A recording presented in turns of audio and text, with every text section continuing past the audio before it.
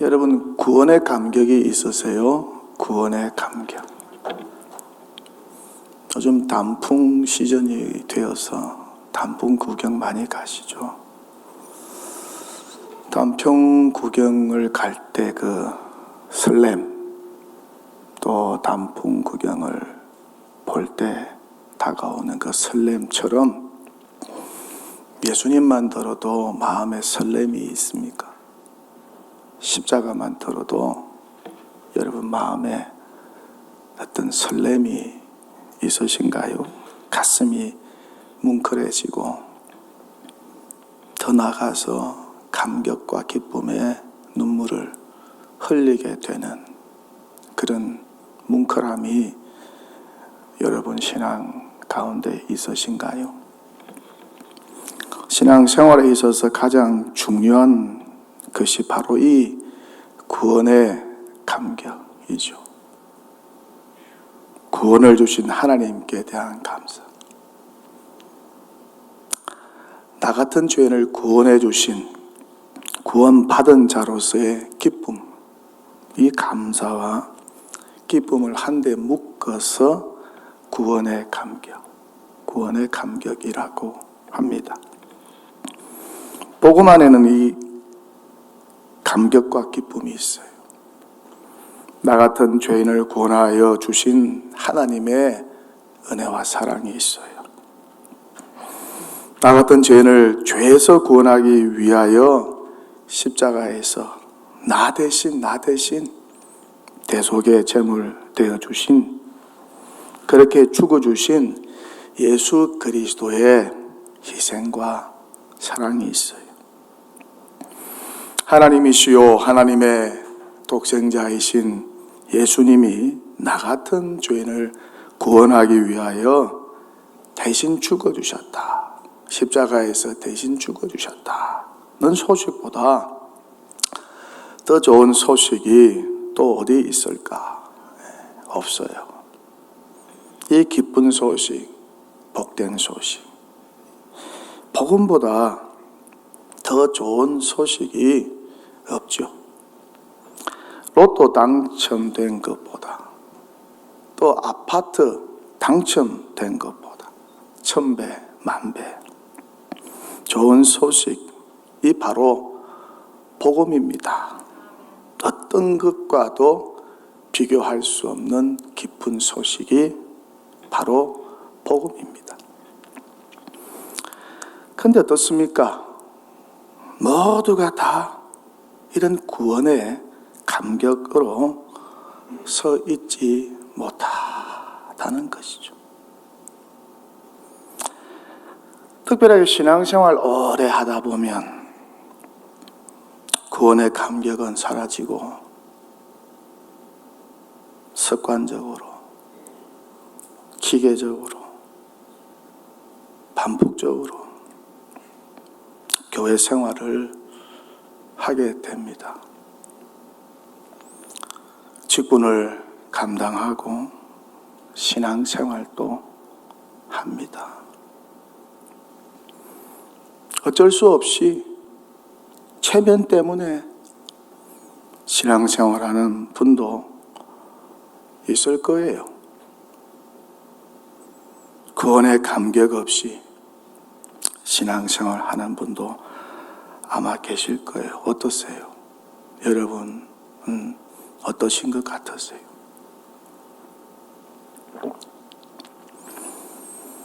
사랑 없이 결혼생활 할 수 있어요. 그것과 흡사합니다. 구원의 감격 없이 교회생활, 신앙생활, 직분생활 할 수 있어요. 특별히 역사가 오래된 교회가 이런 위험에 빠질 수가 있어요. 어느 목사님이 복음을 상실한 교회에 대해서 이렇게 글을 쓰고 있습니다. 역사가 오래된 교회일수록 복음이 죽어 있기 쉽습니다.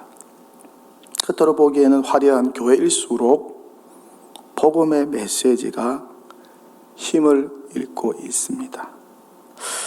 교회 안에서 영적으로 심각한 병을 앓고 있는 사람들을 조사해 보면 대부분 예수 믿은 지 오래된 사람입니다. 교회 안에서 염려가 되는 자들을 유의해 보면 공통점이 하나 있는데, 그것은 한결같이 예수 믿은 지 오래된 사람들이라는 것입니다. 그러므로 우리는 이렇게 이야기할 수 있습니다.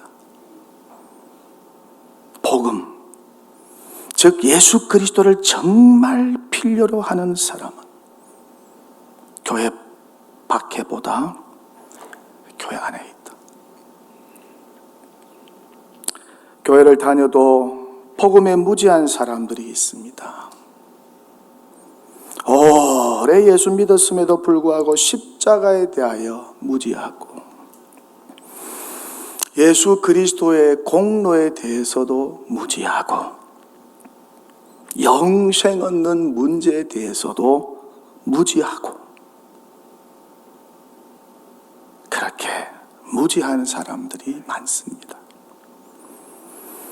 그런 사람들이 바로 복음을 다시 들어야 합니다. 교회 안을 둘러보십시오. 복음에 대해 이상하게 거부 반응을 일으키는 사람들이 많습니다. 복음에 대해 불감증이 있는 사람들도 있습니다. 교회 안에는 복음을 다시 듣고 그 고질적인 병을 고쳐야 할 사람들이 예상외로 많다는 사실을 아무도 부인할 수 없는 현실입니다. 과거 이스라엘 백성들이 그랬어요. 구원의 기쁨과 감격이라는 알맹이는 사라지고 신앙의 형식과 허울만 남아있는 껍데기만 가지고 하나님을 섬겼어요. 하나님의 선민이라고 자랑하면서 그 삶은 이방인들과 다를 바가 없었어요. 아니, 이방인보다 더 큰 죄악을 범하며 죄악의 진흙구덩이에 빠져서 살았습니다. 그래서 선지자들이 이 사실을 개탄하면서 뭐라고 이야기를 하나요? 묵은 땅을 기경하라. 묵은 땅을 기경하라고 외쳤습니다. 예수님 당시 바리새인들도 예외가 아니었어요. 그들 역시 위선과 모순 덩어리였습니다. 생명은 없고 전통과 율례뿐이었습니다. 겉으로는 형식적으로 예전적으로는 얼마나 하나님을 사랑하는 것처럼 행동을 했습니까? 그런데 속은 그렇지 못했어요. 완전히 세속화되었어요. 속과 입술이 완전히 달랐어요.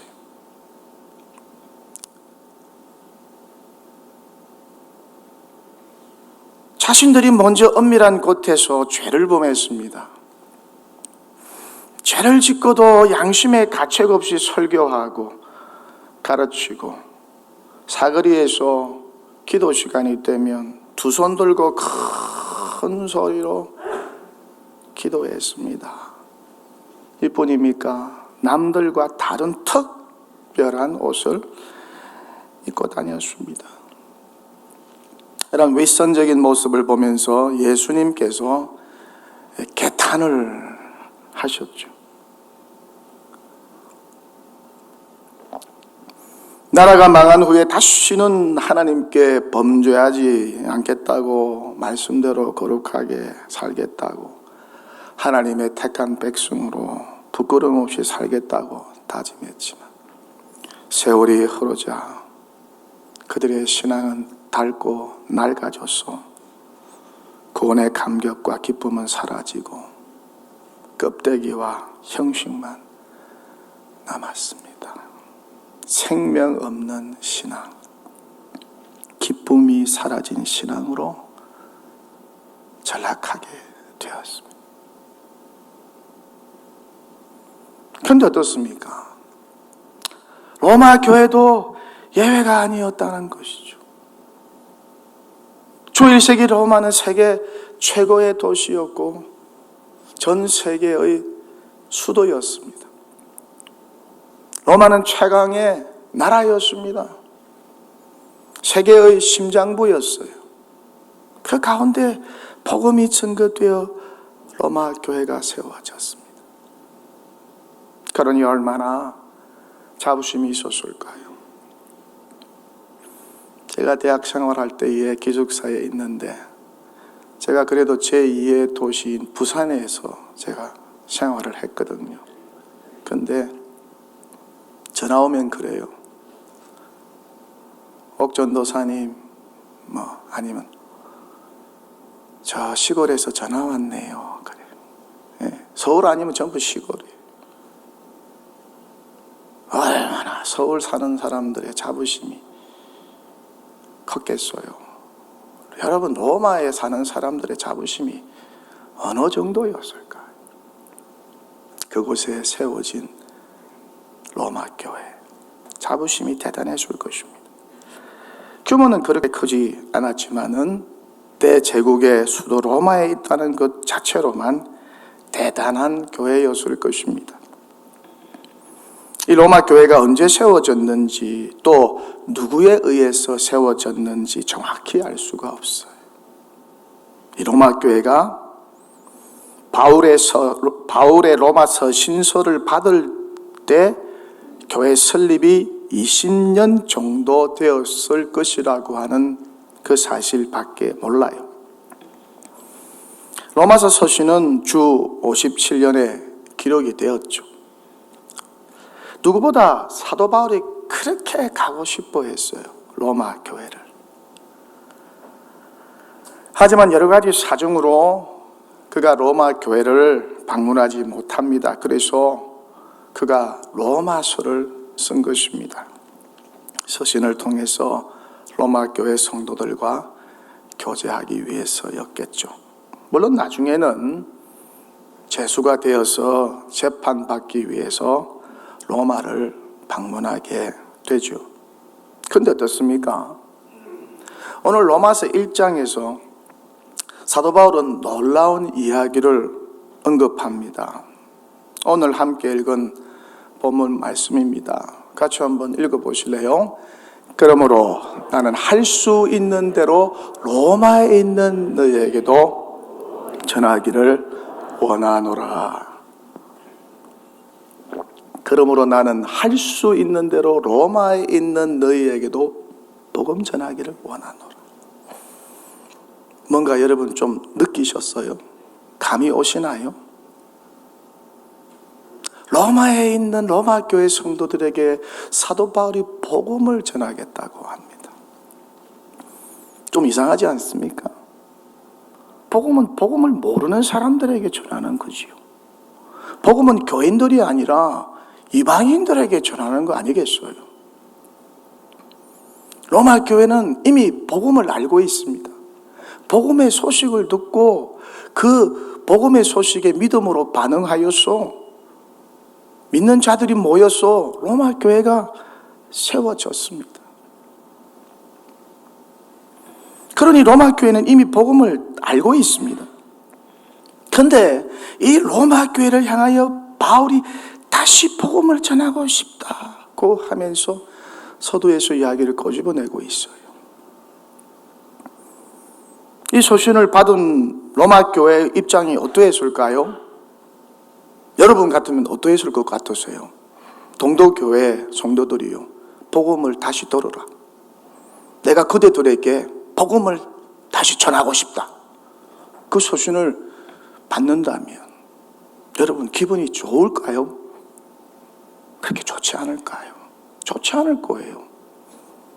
알고 있는데 또 전하려고 하니까 불편할 수 있고 언짢을 수도 있지 않겠습니까? 알고 있는 이야기 또 하는 것보다 불편한 일이 없지요. 그렇다면 왜 사도 바울이 로마 교회와 성도들 향해서 다시 복음을 전하려고 했을까? 왜 그랬을까요? 이 부분에 대해서 사도 바울은 로마서 2장을 통해서 두 가지로 밝히고 있습니다. 먼저 로마서 2장 3절 말씀입니다. 함께 자막을 보면서 읽습니다. 이런 일을 행하는 자를 판단하고도 같은 일을 행하는 사람아, 하나님의 심판을 피할 줄로 생각하는, 이런 일을 행하는 자를 판단하고도 같은 일을 행하는 사람아, 네가 하나님의 심판을 피할 줄로 생각하는. 무슨 말입니까? 이런 일을 행하는 자는 누구입니까? 문맥상 보면 죄를 범한 자들입니다. 죄를 범하여 하나님의 심판에 이를 자들입니다.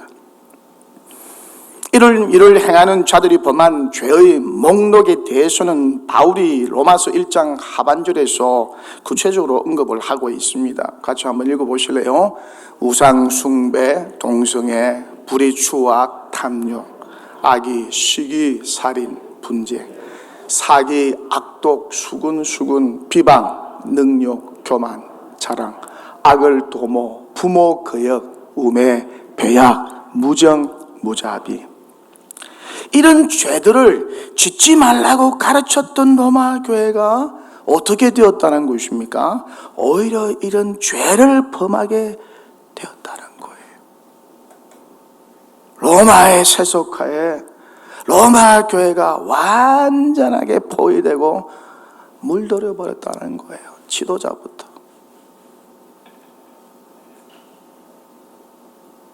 이 얼마나 놀랍고 가슴 아픈 일입니까? 이만큼 로마 교회가 세속화되었어요.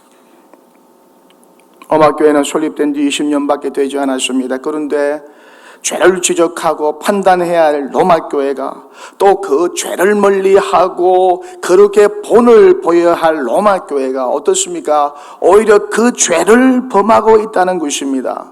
로마 교회 지도자들과 교인들 중에 이런 죄를 범하여 하나님의 심판을 받을 자들이 교회 안에 많아졌다는 것입니다. 이 사실을 사도 바울은 언급하면서 로마 교회의 치부를 다 드러내고 있어요. 이뿐 아닙니다. 로마서 2장 21절부터 23절을 통해서 바울은 로마 교회의 신앙의 모순과 위선을 밝히고 있습니다. 뭐라고 말씀하고 있나요? 자막을 보면서 함께 읽읍시다. 그러면 다른 사람을 가르치는 내가 내 자신은 가르치지 아니하느냐? 도둑질하지 말라 선포하는 내가 도둑질하느냐? 간음하지 말라 말하는 내가 간음하느냐? 우상을 가증히 여기는 내가 신전 물건을 도둑질하느냐? 율법을 자랑하는 내가 율법을 범함으로 하나님을 욕되게 하느냐? 정말 가슴 아픈 이야기입니다. 로마 교회의 수모요, 수치요. 아니 거룩한 주님의 몸된 교회의 수치요, 부끄러움이에요. 로마 교회가 언제부터인지 몰라도 구원의 감격과 기쁨은 다 사라지고 이렇게 타락하고 세속화되어 버렸어요. 특별히 지도자들이 타락하게 되었어요.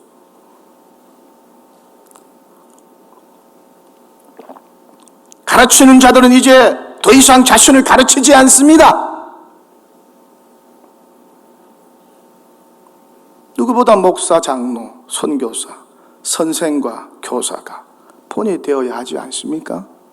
그렇지 않나요?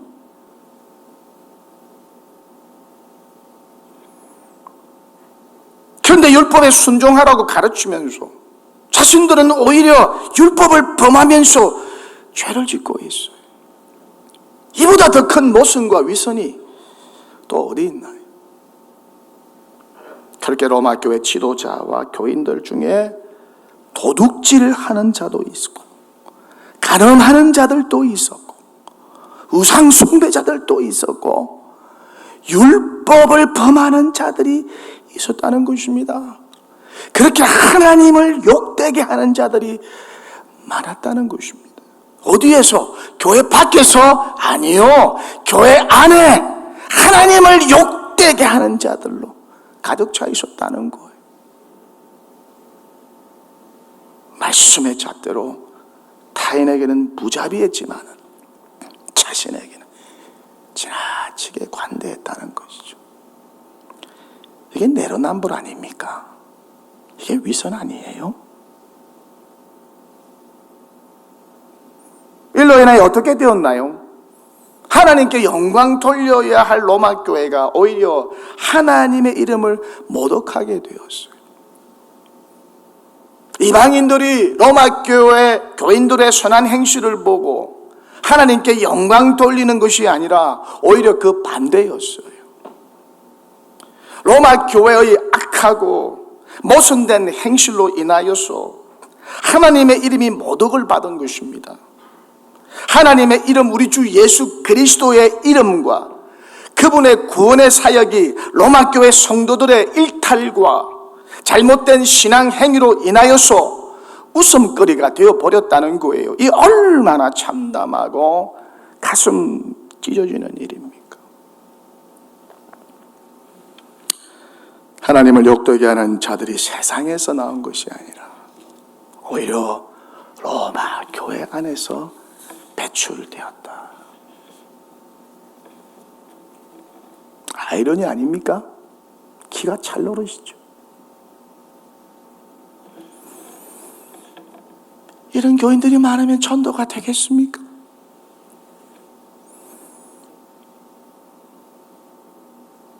이런 교인들이 많으면 복음이 잘 증거되겠어요?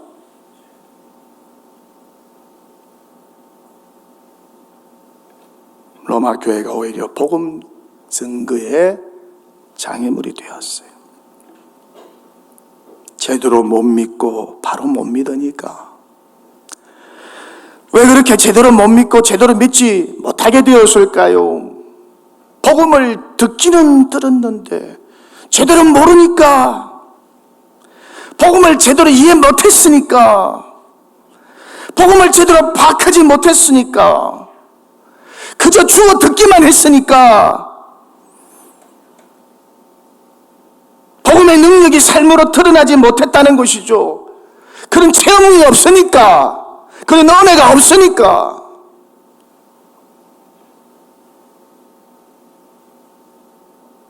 그렇게 로마 교회 안에는 그토록 많은 신앙인, 껍데기 신앙인,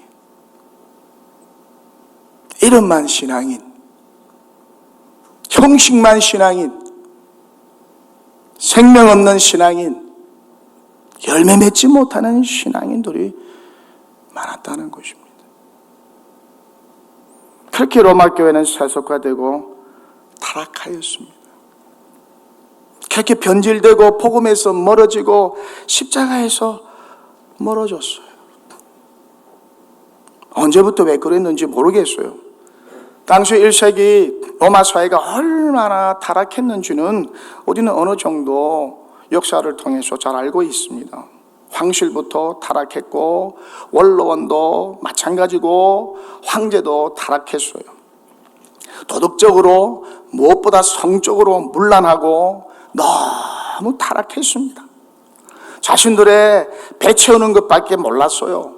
쾌락과 황금이 신이 되어버렸어요. 생선은 머리부터 썩는다고 하죠. 주 1세기 로마 교회, 로마 제국이 그랬습니다. 그 로마의 세속화와 타락 앞에 거룩한 하나님의 교회로 세워진 로마 교회는 속수무책이었어요.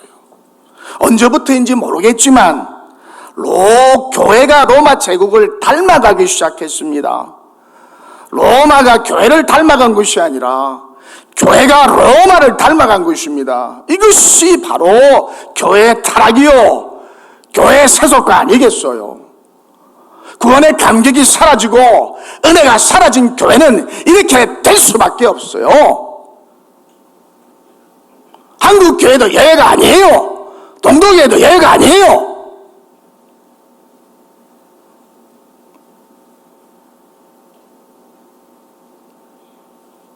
그게 어떻습니까? 복음은 비그리스도인들뿐만 아니라 그리스도인들도 들어야 한다는 것이죠. 듣고 또 듣고 연구하고 암송하고 그렇게 계속해서 들어야 하는 것이 바로 우리 주 예수 그리스도의 복음이라는 것이죠. 믿습니까? 예수 이름, 십자가, 보혈, 구원, 죄사함, 영생, 하나님의 나라와 같은 이 기본적인 복음의 메시지를 교회가 먼저 계속 들어야 한다는 것입니다. 한 번 듣고 끝낼 것이 아니라는 것이죠. 복음이 생활화되고 그 복음이 삶의 습관으로 만들어질 때까지 듣고 또 듣고 들어야 한다는 것입니다. 그래야 저와 여러분이 그리스도의 신실한 제자로 거듭나게 되고 계속해서 성숙될 수 있다는 것입니다. 성화되어 갈 수 있다는 것입니다. 우리 시대를 바라봅니다. 세속화와 타락에 대하여 논하면 지금 대한민국도 예외가 아니에요. 로마 시대를 방북해 할 정도입니다. 그렇게 타락되었어요. 윤리적으로, 성적으로, 도덕적으로 엄청 타락했어요. 특별히 성적으로 얼마나 문란해지고 있습니까? 둘째가 라면 서러울 정도입니다. 풍요로우나 그만큼 아니 그 이상 타락과 세속화의 길을 걷고 있어요. 이에 대해 교회는 속수무책입니다. 죄악의 쓰나미가 너무 거세게 그리고 세력화하여 몰려오고 있습니다. 정치 권력과 결탁하여 몰려오고 있어요. 감당하기 힘들어요. 그럼에도 불구하고 남은 힘을 다해 온 교회가 세속화를 막고 세속화와 싸워야 한다는 것이죠. 그나마 교회가 있으니까 우리 대한민국 사회가 이 정도로 버티고 있는 것이 아닐까. 만약 교회가 없다면 우리 대한민국 사회가 어떻게 되었을까요? 아찔합니다. 눈뜨고 볼 수 없는 광경들이 사회 구석구석에서 요란하게 드러날 거예요. 교회가 우리 사회 구석구석에 세워져 있다는 것이 얼마나 감사한 일인지 모릅니다. 할렐루야. 여러분 집 지나가다가 주변에 상가교회나 크고 작은 교회들이 있으면 이름 불러가면서 축복해 주세요. 거룩한 교회 사명 잘 감당하도록 담임 목사님과 장로님과 성도들 하나님 축복해 주세요. 저 교회들을 통해서 이 어두워져가는 사회가 빛과 소금으로 거듭날 수 있도록 하나님, 내가 한 번도 저 교회 예배 참석해보지 못하지만 우리 형제입니다. 하나님의 교회입니다. 축복해 주세요. 그렇게 기도하면서 지나가시면 얼마나 좋을까요? 우리 주변을 돌아봅니다.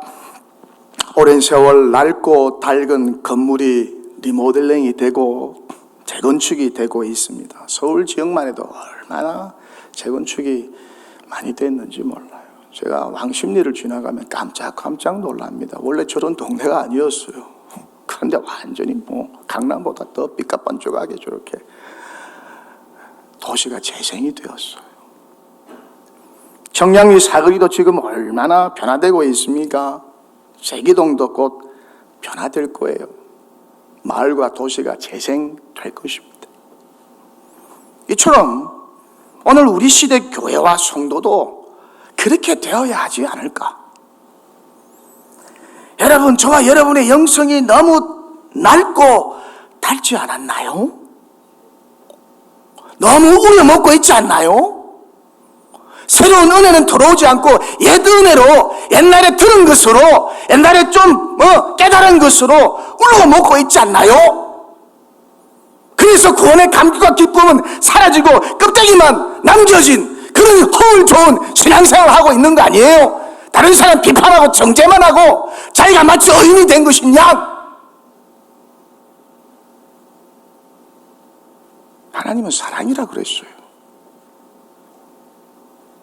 사랑을 우리 교회 안에서 찾을 수가 있나요?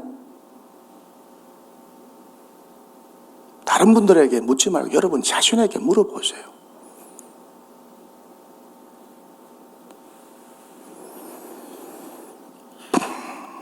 구원과 기쁨, 복음의 능력과 생명력이 여전히 우리 안에 꿈틀대고 있을까? 이 구원의 감격과 기쁨을 복음을 모르는 이웃과 나누고자 하는 열망과 열정이 남아있을까? 우리의 심령을 새롭게 기경해야 합니다. 그 일만이 교회가 살아나고 교회의 미래가 있는 일이에요. 자꾸 껍데기만처럼 바꾸려고 하지 마세요. 알맹이를 바꾸어야 돼요.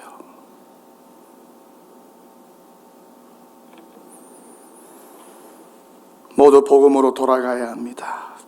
마음을 찢고 겸손히 십자가 앞에 무릎을 꿇어야 합니다. 진정성 있게 입술로만 꿇지 말고 십자가에서 너무 멀어지지 않았는가? 도대체 나의 관심이 어디로 향하고 있는가? 예수 닮는 것보다 세상 닮는 것에 더 도취되어 있지 않는가? 어쩌면 코로나에 힘들고 긴 터널이 우리 교회와 한국 교회가 영적으로 새롭게 거듭나는 축복의 기회가 아닐까. 하나님께서 깨닫지 못하고 여전히 세속화되고 여전히 타락의 길을 걷는 교회를 향한 경고요, 교회를 향한 리모델링과 재건축의 섭리는 아닐까. 무너져야 새로워질 수가 있어요. 무너지지 않고서는 절대 새로워질 수가 없어요. 나부터 복음으로 거듭나야 한다. 나부터 새롭게 되어야 한다. 나부터 복음을 들어야 한다. 나부터 복음으로 돌아가야 한다. 나부터 복음으로 나의 신앙을 철저히 점검해야 한다. 로마 교회도 복음으로 돌아가야 한다. 한국 교회도 동도 교회도 복음을 다시 듣고 복음으로 돌아가야 한다. 그 복음의 말씀에 귀를 기울여야 한다. 이 사명이 우리 모두에게 있는 줄 믿습니다. 이 사명감 가지고 처음부터 다시